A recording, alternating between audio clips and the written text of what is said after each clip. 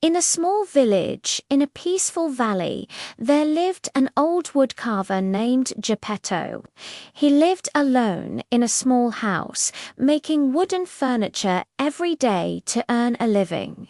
But in his heart, he had a great wish to have a son to keep him company. One afternoon, Geppetto took a small piece of wood and carved it into the shape of a boy. When he finished, he smiled and named him Pinocchio. "If only you could talk and laugh with me like a real child," he sighed, and magically the wooden figure moved, opened its eyes, and began to speak. "Father, it's me, Pinocchio." Geppetto couldn't believe his eyes. His dream had come true. From then on, the small house was filled with laughter.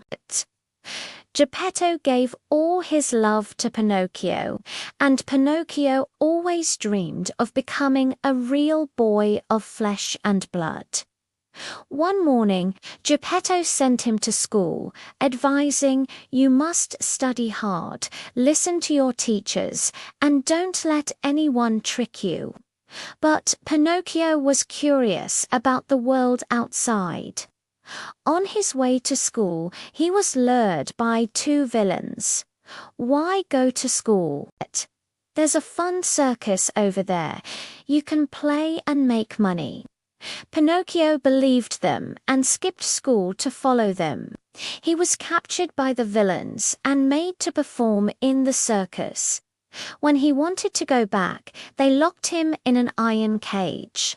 Fortunately, the blue fairy appeared and saved him.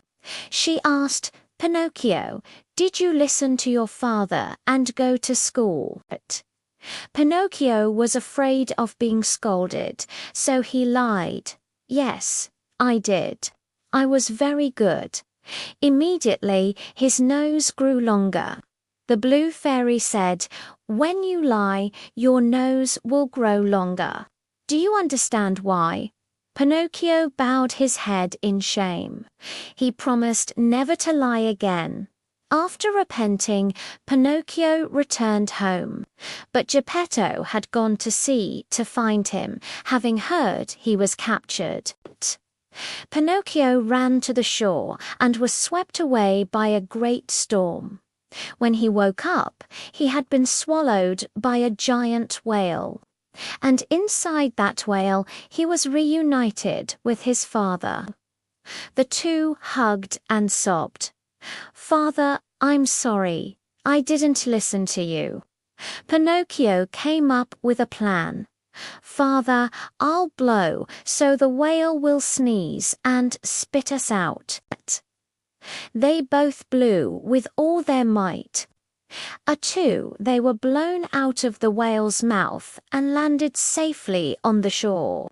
Geppetto was exhausted, and Pinocchio hugged his father, crying, "I don't want to lose you again."